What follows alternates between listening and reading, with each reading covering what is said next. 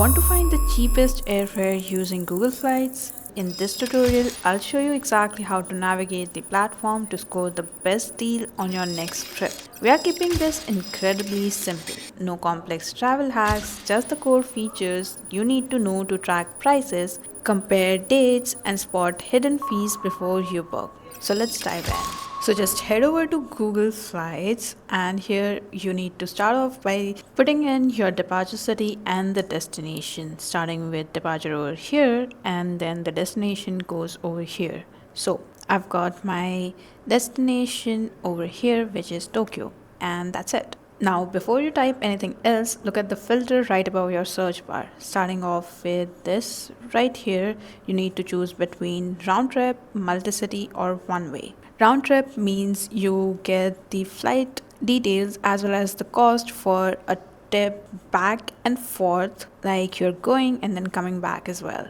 There's one way, which means you're just getting the ticket and price quotation for a single trip, and then there's the multi-city where you get to select the different flights, like you want to go from Delhi to Tokyo, and then from Tokyo you want to take a flight to Dubai, then from Dubai you want to take a flight to Australia, then that's multi-city. You have to just click on add flights and search the next destination and so on. Now the next option is the passenger count. Right now it's at 1. You can select number of adults that are traveling, number of children which are between 2 to 11, and then there's infant. So there are two options in infants, whether they are in an individual seat or on your lap.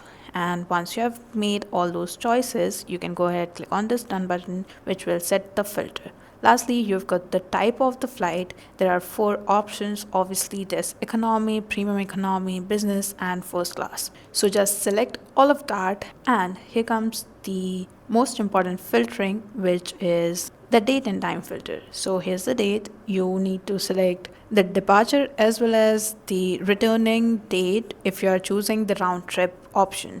So right now I'm going to choose the departure option, which is this right here. And as you can see, Google Flight does give you a little preview of the prices, or at least the cheapest flight prices in those dates, so you can choose accordingly. Once you have chosen the departure flight date, it's time to choose the date for your return. So I've got this. So it's from 19th till 31st. And once you've selected that, just click on done.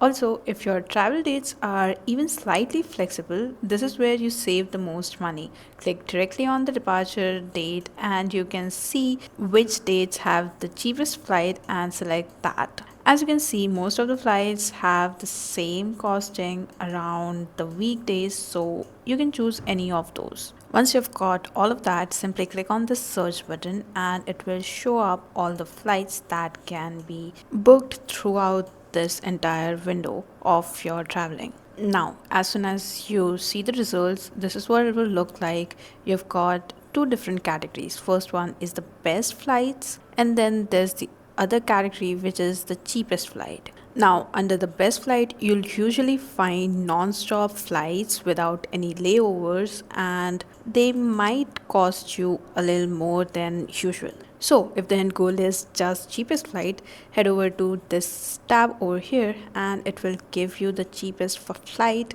within your selected time range. If you scroll down, you can find a price graph which helps you with a visual bar chart of price trend over time, allowing you to see exactly which weeks or months are the cheapest to fly.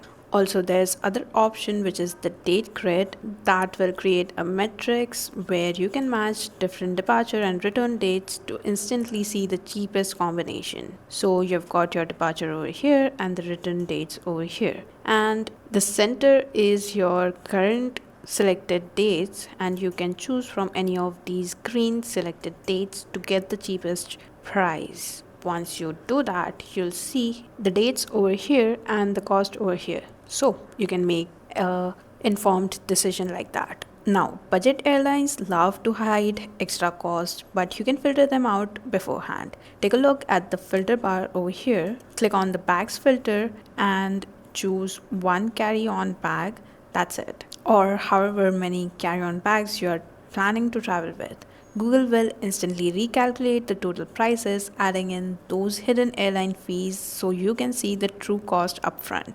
You can also use stops filter if you're trying to look for non-stop flight. Just select this and then you'll see all the non-stop flights only. Or you can even use the airlines filter if you're planning to travel from a specific alliance to earn your frequent flyer miles. Now, the booking process would really be simple. Just select any of the flights that you're trying to book and it will open up the selected flights. Just click on this button here and it will give you more detailed information on the flights, where it's leaving from, what are the features and amenities provided, etc. And right below it you'll get the booking options of different website which has this flight listed. So that's how you navigate through Google Flights and find the cheapest flights for your next travel. Comment below if you found this useful and I'll see you in the next one.